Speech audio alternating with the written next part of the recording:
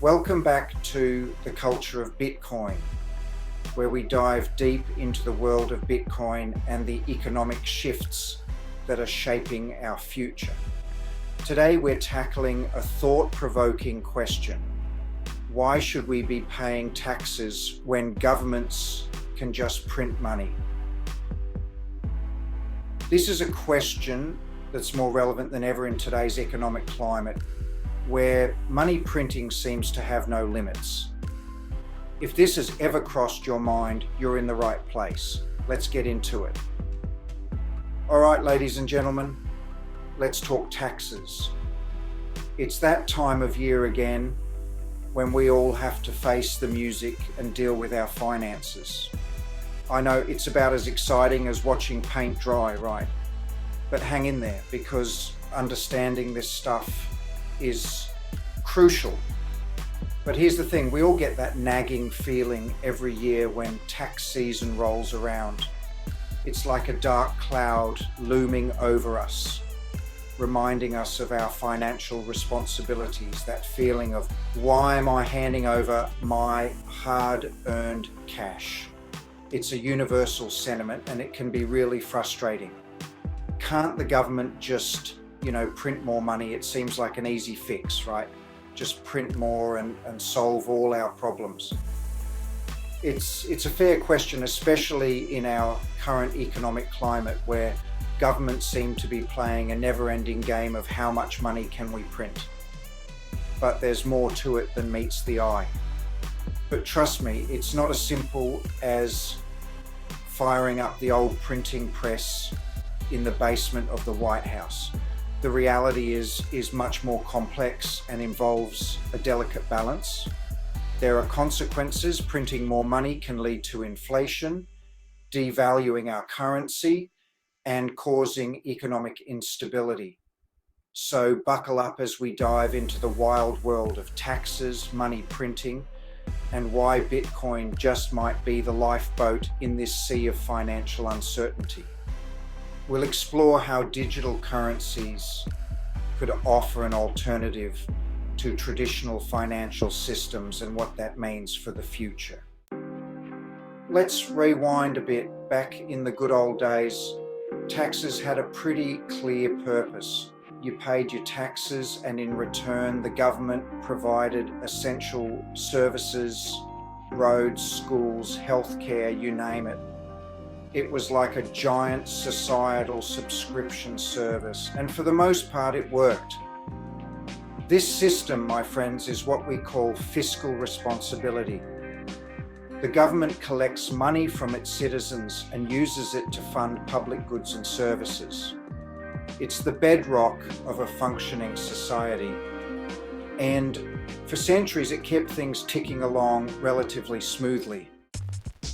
Now, let's fast forward to the present day, where the money printer has become the go-to solution for every economic hiccup. Got a recession? Print more money. Pandemic causing chaos? Print more money. Cat video goes viral? You guessed it, print more money. But here's the catch. Printing money doesn't magically create more wealth. It's like adding water to your orange juice. Sure, you have more liquid, but it's also a lot less potent. When governments print excessive amounts of money, it leads to a delightful little thing called inflation. So where do taxes fit into all of this? Well, taxes actually play a crucial role in controlling inflation. Think of it as a balancing act. When the government prints money, it increases the money supply, which can lead to inflation. But by collecting taxes, the government removes money from circulation, helping to keep inflation in check. It's a delicate dance, my friends, a constant push and pull between spending and taxing. When done right, it keeps the economy stable. But when the government starts printing money like it's going out of style and doesn't adjust tax policies accordingly, well, that's when things get messy. Houston, we have a spending problem, and let's be honest, folks, governments have a bit of a spending problem. It's like they've got a collective case of treat yourself syndrome, except instead of massage chairs and mimosas, they're splurging on fighter jets and questionable infrastructure projects. This excessive spending, coupled with the aforementioned money printing frenzy, creates a perfect storm for inflation. The value of our money decreases, our purchasing power erodes, and suddenly that avocado toast is starting to look like a luxury item. Enter Bitcoin. This digital currency has been making waves since its inception in 2009, capturing the imagination of tech enthusiasts and financial experts alike. Now, I'm not saying Bitcoin is the be-all and end-all solution to our economic woes, but it does offer an intriguing alternative. It challenges the traditional financial systems and offers a new way to think about money and value. Unlike government-issued currencies, which can be printed at will, Bitcoin has a fixed supply. This is a fundamental difference that sets it apart from fiat currencies, which can be subject to inflationary pressures due to excessive printing. There will only ever be 21 million Bitcoins, which makes it inherently scarce. This scarcity is built into its code, ensuring that no more Bitcoins can ever be created beyond this limit.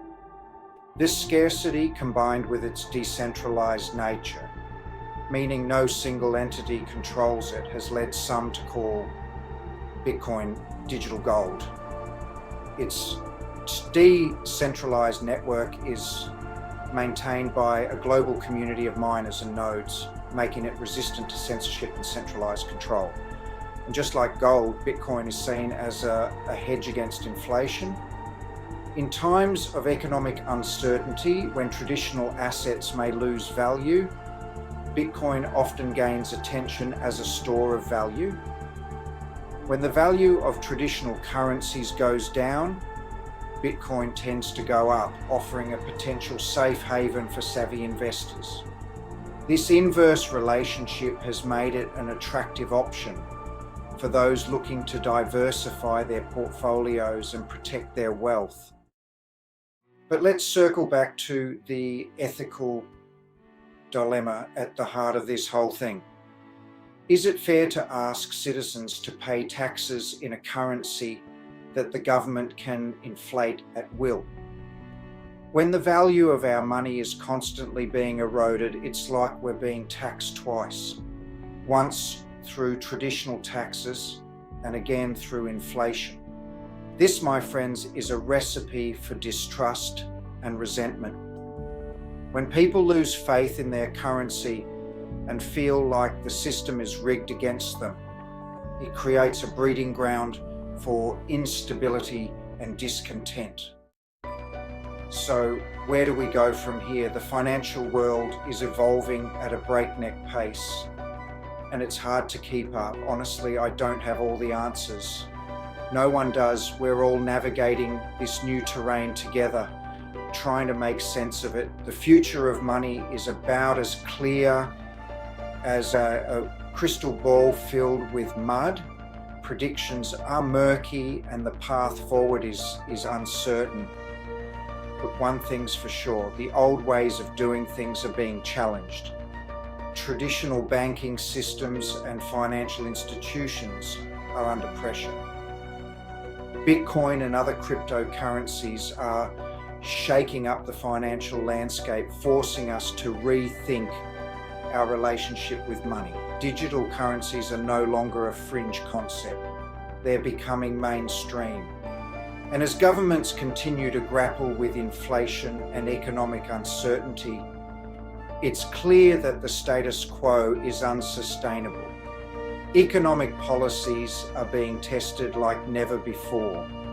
The conversation about taxes, money printing, and the future of our financial system is far from over. Experts are debating and new ideas are emerging. Thanks for watching today's episode of The Culture of Bitcoin. I hope this discussion got you thinking about the broader economic landscape and the role Bitcoin can play in securing your financial future. If you enjoyed this video, make sure to give it a thumbs up and subscribe to the channel so you don't miss any of our upcoming content.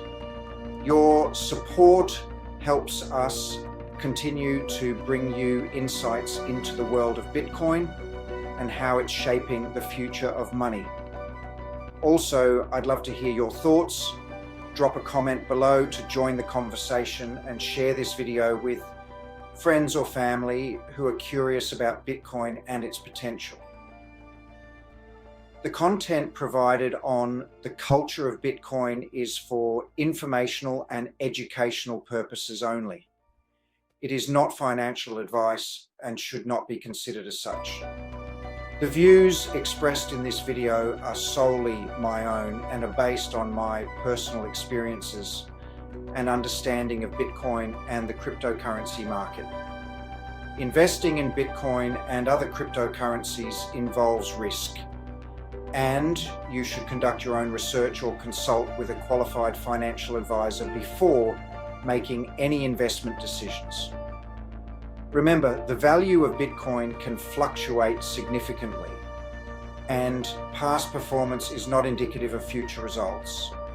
By watching this video, you agree to assume full responsibility for any actions taken based on the information provided. Stay informed, stay safe, and always do your own research.